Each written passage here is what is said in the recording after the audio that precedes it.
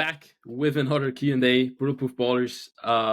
Yeah, I think this is huge. We got some questions prepared, mainly about knee, ankle, returning to sport, how to deal with pain. So if you're interested in learning more about, actually staying and being able to enjoy the sport you love for years to come, then I would definitely stay around for some questions, because I think, just having your questions answered, getting some clarity around these main topics many athletes still don't know about could be a game changer, right? It's a potential game changer. So I would stick around, and hopefully it helps. Love it, man. So yeah, first question that we got is like how to avoid ankle injuries, and you're the ankle man, so we'll let you take this one for the most part. Yeah, how to avoid ankle injuries. Man, if you would just want to avoid ankle injuries, then you would not play the sport you love, probably, like, because it sounds ridiculous maybe, but what happens if you jump up and you land on someone's foot, right?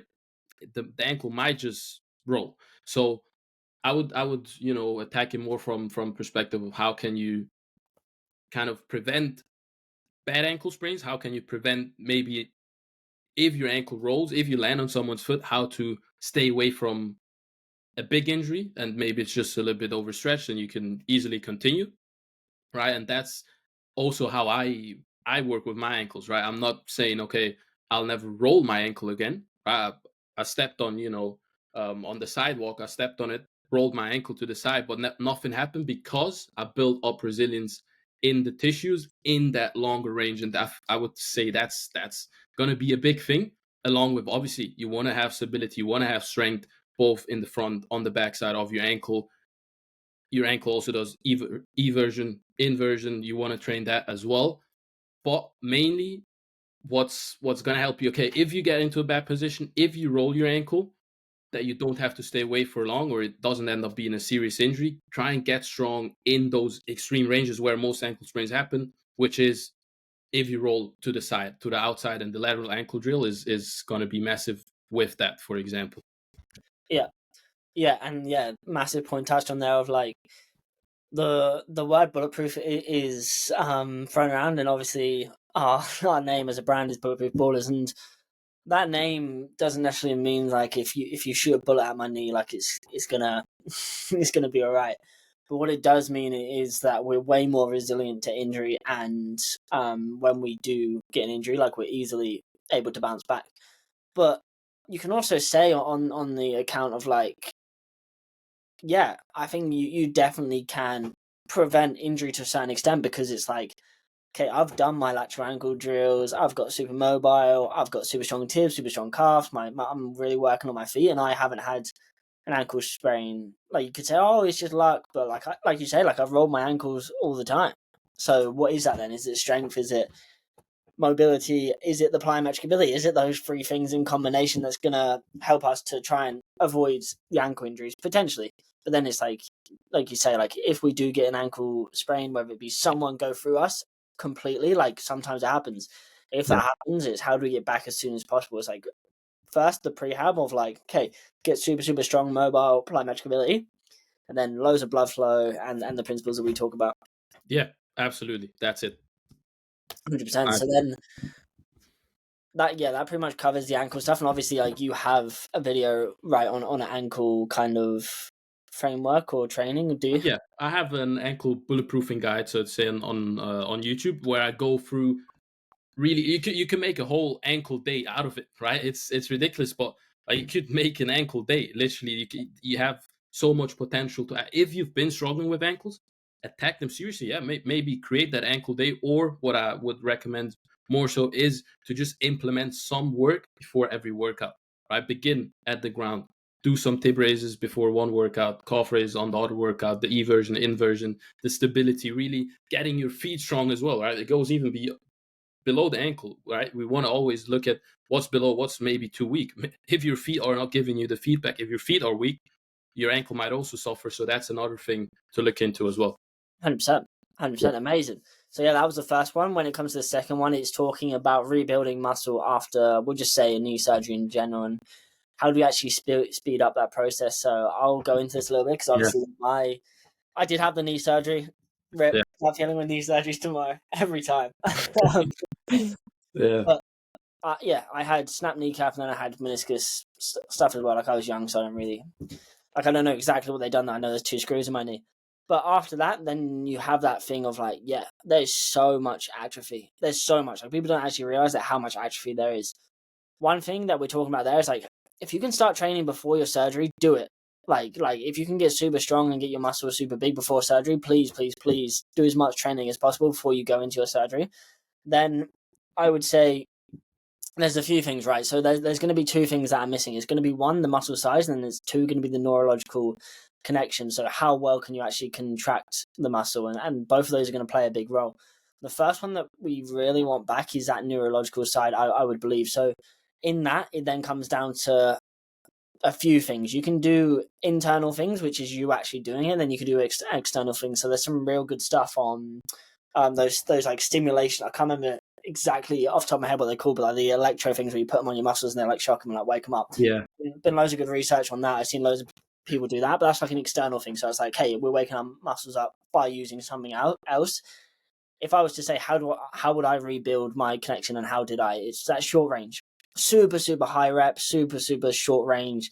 That crampy feeling, like Keegan talks about, of like if you think about the short range versus the long range, easiest way to explain it is like the bicep curls. So most people have gone into the gym and they've done a bicep curl that's like leaning forward, preacher curl like that, versus a bicep curl where you're on an incline bench and you're lengthening your biceps and doing like that. So the first one is going to be that short range because it's hardest when it's at the top portion of the movement, and it's that feeling where it's like super crampy. If you press your triceps down all the way right now, like they'll start cramping up. At least mine do anyway. But it's that end range, and we're just pumping so much blood there, and we're getting that short range. So the gentlest way of this is 2 ways. I would say 1 for knee extension is going to be banning knee extensions. That's like the gentlest way. Yeah. I see. Like even like backwards walking can be done as well. And like you think like, oh, I'm gonna get pumping backwards walking. I literally went out, done 15 minutes backwards walking this morning. I was pumped. It was nuts. It's nuts. And then from there, you then have the sledge, you then have the step up. But it's this high rep range stuff, and not a lot of people will get you to do like 50, 100, 150, 200 reps. But that's what we get to do. We're like, okay, let's go super high reps and try and rebuild that connection there. And then the second one is obviously the rectus femoris then acts as a hip flexor. So I really like a straight leg raise. That's going to really like super high rep. It's either sitting down or standing up, whatever you prefer, like standing up version. But that's going to really kind of pump loads of blood into that rectus femoris. And it's obviously the VMO we do want to super activate as well, but that's going to be activated more with the knee over the toe. The rectus femoris is going to be more in that hip flexor stuff. So that's 2 ways there to start with, and then it's just progressing over time. Yeah. Anything to mention? Nice. That's the beginning. Like you want to start where you can and then progress from there, because you mentioned the VMO as well. It's gonna be crucial for you to be able to activate that. Like no matter what kind of knee injury you have, often what we see with people, they are not able to really engage their VMO properly, right? And it obviously you can't do it just by thinking of, oh, let's engage the VMO. It actually has to happen subconsciously. Like and that's why this thing of doing so many high reps is amazing, because then your brain starts to be like, oh, okay, let's build that connection again. Boom, and like after that, obviously you mentioned knee over toe stuff, like do loads of small range step ups, even with flossing as well. All that stuff, I think that's going to be huge. That's another big one. Like the blood flow restriction training, like we call it flossing, but like there's loads and loads of research on blood flow restriction training at the start of this kind of stuff, which is going to help wake up the quad muscles as well. But flossing 15, 20 quid off Amazon, probably one of the best investments you can make. Yeah. And like you don't have to squat with it. Like obviously, like people, like when you see videos of people flossing, like it's usually in a squat, but you can put it on a step up, you can put it on a sledge, you can do it on anything, and it still works the same. Absolutely, man. And you'll get an insane pump. Like there's no way you're not gonna get a pump. Like that's for sure. Obviously, if you're not working through pain, because what happens if you're working through pain, then your body's not gonna let you actually push through that, or it will do. Like pain is gonna be there for a reason. So that's one of the main principles, obviously, when trying to regrow muscle after surgery. 100%, and that's another thing we have to say of like we're not doctors, we're more on the strength coach side of stuff. So it's like if you are having any pain, any like thing like that, like say to them like, I'm doing the pain, and don't do the exercises that we're saying to do if you do have pain with them, like regress to your level. So then we have, after that, we then go from the rejuvenate side of stuff. So in this, when we look at our framework again, the 3R framework, we go from, with any kind of injury really, it's like the rejuvenation, it's a rebuild, and then it's a return to sport. Those are the three kind of phases that we like to look at it in. Making that knee, bring it back to life, or ankle, or whatever injury it is, then rebuilding the mobility, the joint strength, and then return to sport is more of like, okay, let's try and get that plyometrics and try and return to the actual sport. So we go from one side of it, which is a rejuvenation of like, how do we weigh that quad muscle up? How do we rebuild the quad muscle? To the other side, where someone asks, for ACL surgery, patellar tendon graft, late stage, what should I focus on to get back on the pitch? And again, I'd like to say a couple of things real quick on this if I can. So obviously, different surgeries and different grafts and stuff like that are definitely gonna require different things. If you have like a patellar tendon graft, like the pliers aren't necessarily going to be real different. The return to sports side stuff, I would kind of focus more on that in the strength side of stuff, but that's the base. So when people say, I'm in late stage knee rehab, yeah, that's interesting. Come in, yeah, I just want to use you guys to kind of return to sport. Like, I'm 9 months post surgery, like I think I'm pretty close. Like, I just want to get that over the edge. Come in, can't do a 2-inch step up. Are you late stage? To me, you look like you're 3 months out of surgery. Like, I don't know what's going on here, but you can't even do a step up where you're focusing on a knee. Well, what's going on? So it's like, first, it's like, make sure that we actually have certain standards with our strength, with our mobility. We're making sure we're actually using that knee, not kind of compensating with our hips or anything like that. So that's the first thing I want to do, of like, have we seen this continuous increase in strength and stuff like that? And the thing is as well with this is like, people start running at like 3 months now. It's like, no, let's push this way back. Like, let's get strong and mobile. It's getting earlier and earlier. Like, people are just saying like, yeah, I'm doing great. Like, I'm 12 weeks post surgery. Like, I'm running, and it's like, well, it looks like shit. You're using your hips. Like, you got no gait pattern. Like, what's going on? Yeah. So then, okay, strength, mobility. Like, we want to hit certain standards, and then it's like, okay, we want to build up plyos in the same way that we do as and the sport as well, in the same way as we do the strength and mobility. So I was thinking about this the other day, actually, because it's like, no matter how much strength and mobility training you do, it will help with the other stuff. But if you don't kick a football, you'll never get the impact of kicking a football. Yeah. That's why so many people get like quad pulls or hamstring pulls or whatever, because they just go, yeah, like I've done my plyos and stuff, and I'm just going to sprint. So no, this look at everything and see what we need to build up. So what is the football game made out of? It's one, okay, we use the ball, we pass, we dribble, we do that kind of stuff. So we need to build that up in the same way. We sprint, we jump, we cut. Like, all of this stuff needs to be factored in the same way that strength and mobility does, with slight increases and gradual exposure. So yeah, what's your thoughts on that? Nah, you said that. Now that's it really, because you have to take it into consideration in terms of, okay, this person is asking this question of, okay, how do I make sure I return safely? And that's the thing. Like, not how do I try and return as fast as possible. Yep. It's like, how can you return to sport as safely as possible? Obviously, in the fastest way possible, but still knowing we hit all these angles, we hit all these standards. We don't just do some box jumps and say, okay, now you're good. Or this a video I'm gonna share today as well is with the quad kick out. This isokinetic machine where they're measuring your quad, hamstring strength. It's great to kind of get, okay, how strong are your muscles there, but it really goes more into the joint side of things, where people then still have the swelling, even though they built up the strength. Like, why do you still have the swelling? Or I just read a comment of someone 9 months post surgery. Yeah, I'm returning back to training, I'm doing this and stuff, but my knee is still hurting.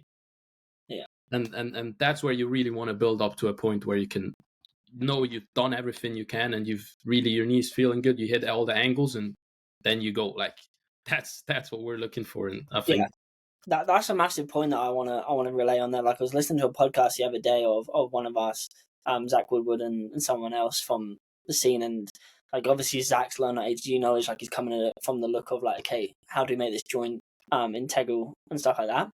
It's so funny how so many experts are still so focused on muscle strength.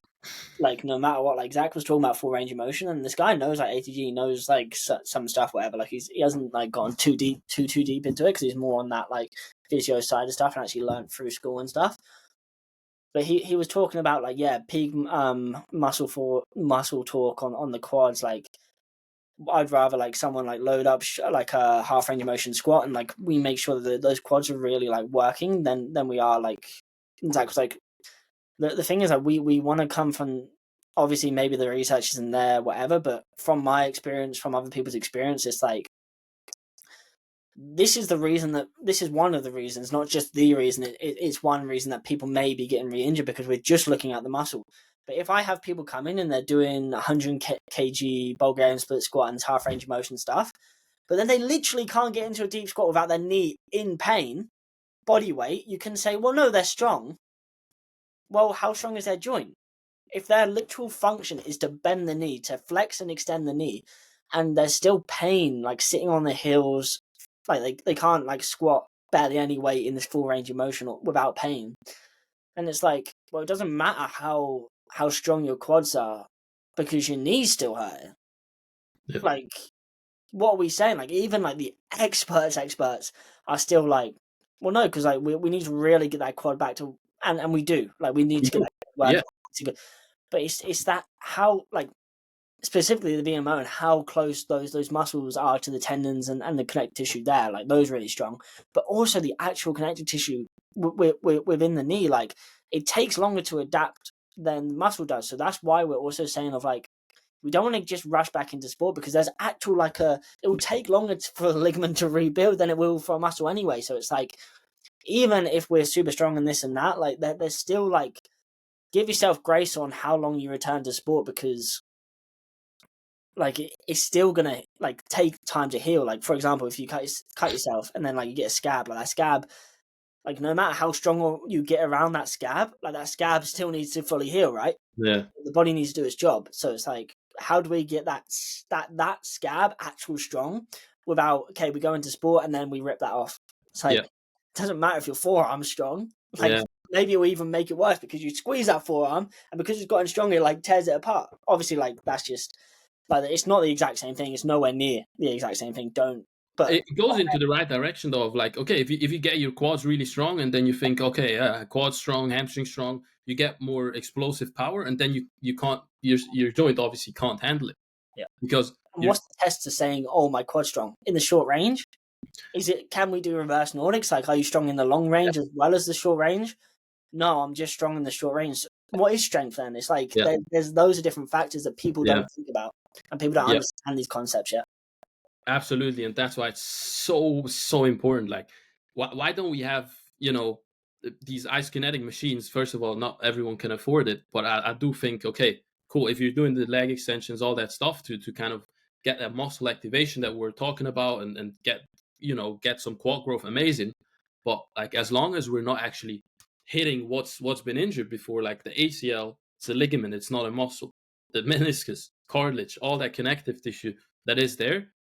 Like we can, and it's not just going to heal magically. That's another thing. Like, we need to put healthy pressure on it. We need to have those compressive forces, like on a polyquin step up. Why is it so hard? Like, man, all that cartilage, meniscus, like the compressive forces there, it gets the knee really challenged. But that's what like if you're running and jumping, those forces are even higher. So you got to be able to handle that. And that's why it's also like emphasizing the VMO because it's like the VMO activates first when the knee's under pressure, right? So in the polyquin step up, you put the knee under more pressure. But that's what we do. So then the VMO is going to activate more. Yeah. Like the more your knee, it has to. The whole connection. The more your knee goes over your toe, the more pressure there's on it. Okay, that's just basic. Then you have the knowledge of like, okay, the VMO activates first when the knee's under pressure because it's also the closest to the knee. So then you have, okay, well, the polyquin step up, like there's pressure on the knee and the VMO. So if you look at how big the VMO is, like it's super important because you know kind of how much pressure we are putting with our knee over toe, and there's different tests to just how much strength we have. Like even if we build the strength in the deep range of motion and then we go into a plyometric jump or something, but again our mind stops us and our hips are all bent over and we're not putting any force into the knee like Neymar from his Yeah. thing. Like, you're still not strong in the knee. You're not strong in the knee in plyos. Maybe even more important to a certain extent, because that is what football is. There's like so many factors when it's just like, oh, how do I get strong?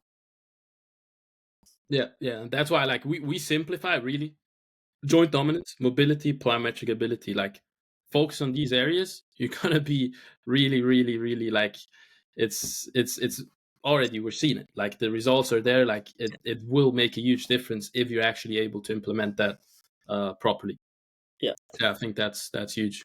Cool. Anything else to kind of say on that topic, or we Now I got think we have one more question to go. Right, time for last? one more. So the last question actually got on one of my Instagram things, but I just want to kind of address it. Is like, why are Nordics good for the knees? Aren't they just working the hamstrings? Question mark. Question, Oh, question mark. yeah. So, Yeah, like Nordic. Yeah, honestly, like it's a good question. Like Nordic hamstring curl. Cool. The name says it. It definitely targets the hamstring as well. That's obviously important to say. Why is it different? Like I was just breaking that down in the video I done yesterday, which is okay. How do you build the joint dominance with the knee? Right. What's kind of difference between a Nordic hamstring curl and me just doing a normal hamstring curl on a machine? Well, the difference is that first of all, where the exercise is the hardest, we always have to look at the strength curve, kind of. Okay, where's the exercise hardest? In the Nordic, it's when our knees are almost fully extended. Like the more you extend the knees there, the more you drop down, the harder it's gonna get, right? On the hamstring curl, it's a complete opposite. And as we said before, like that's the crampy, the short range stuff. That's really gonna give you that muscle activation. But what's actually gonna like if you jumped into a Nordic and you've never done it before, you probably felt like your hamstrings, your knee literally was gonna rip apart, yeah, right? And that's really where we feel we yeah, don't even have to know okay what the specifics are, but we literally feel okay, well there's something else working there, not just some hamstrings. It's really just the connective tissue that has to hold up there against this whole force of you going down yeah. in that kind of And almost extended position. Like it's hard, and it's good that it's hard. Like and that's a good point there of like, whatever the muscles produce, then our tendons, ligaments, stuff have to be able to handle, right? yeah, So if we're doing the Nordic hamstring curl and there's way more tension on our hamstrings, that also means there's way more hamstrings on the tendon, because the hamstrings are going to be pulling more on that tendon, right?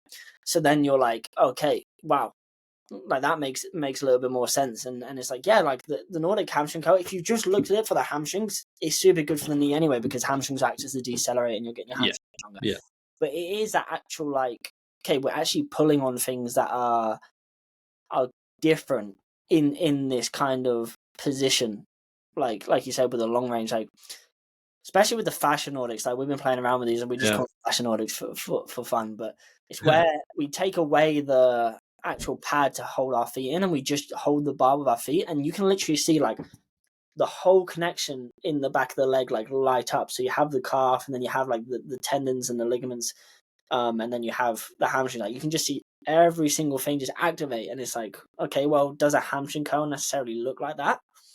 Not particularly. Like it is still amazing that they're really good exercises, and I would say it's a precursor, because you're going to get strong Yeah. hamstring curls. But I've seen people strong hamstring curls and they haven't been as good as Nordics.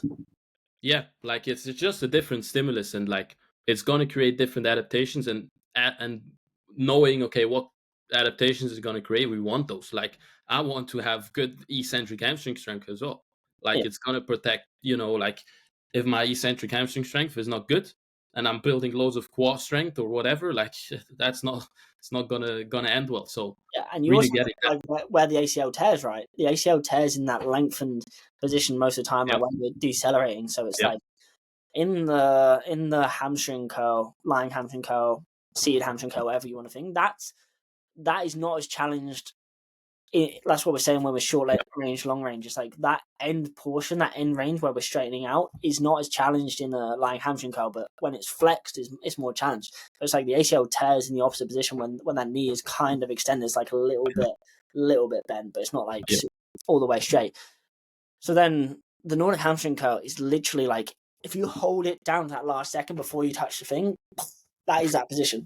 Yeah, that's where we make the most gains as well. But obviously, build up to it over time. That's always with these long range exercises. you want to think long term as well. Like Oh yeah, like that's that. Nordics once a week for years. Like the jumper Stefan Holm, is I'm pretty sure that's his name. Pretty sure that's his name. Maybe Mhm. it's not. No, that's the high jumper. There's another one that You done mean the the triple jumper? triple jumper. I can't remember his name. I can't either. But he was repping out Nordics. Yeah. Yeah, so he done Nordics once a week for years and years and years. And then he broke the world record for Yeah. the long jump. God, I can't remember his name off the top of my head. Yeah. Oh Me. well, it's all good. It's all good. I'll watch another Ben video and we'll see. Yeah, like, but that's it. Like Nordics, I've done it once a week, and it's when I made the most gains. Really, I could literally see, okay, my hamstrings getting stronger from week to week to week, and like I posted a YouTube video on as well on my Nordic transformation. It's like everyone can do it, no matter where you're starting right now. Try and find a setup. Try and really get that stimulus in somehow. Have someone holding you down. It's yeah, like making it happen. Like it's gonna be huge. It's Guys, Jonathan Edwards. That's his name. oh yeah, yeah, Jonathan Edwards. Yeah, he yeah, done Nordic curl for once a week for years and years and years, and he beat the triple jump world record when he was old. Like I remember he was like over 30s or something. And yeah, people didn't think that he would be able to do that. Like he wasn't the right build or anything like that. yeah, And okay, well, success leaves clues. Then you have like Marty St. Louis, who was the biggest speed transformation in hockey. yeah. He mastered the Nordic, and then you have You have Ben. Chia in Yeah, NFL. Like he doesn't do the same kind of Nordics, but like he's super super fast. Like these people are super super fast and super super protected in the actual joints. There's more to it for the hamstrings and stuff, like the RDLs, different like hip joint kind of angles come into the hamstrings as well. So like Nordic curls won't just save your hamstrings. It's definitely a big yeah, part.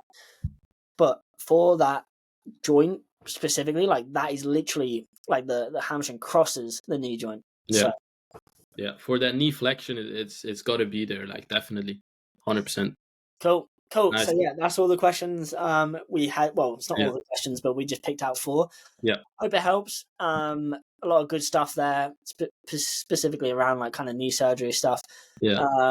But yeah, anything else to say? Are we rolling? Now we're gonna see them next week again. See you.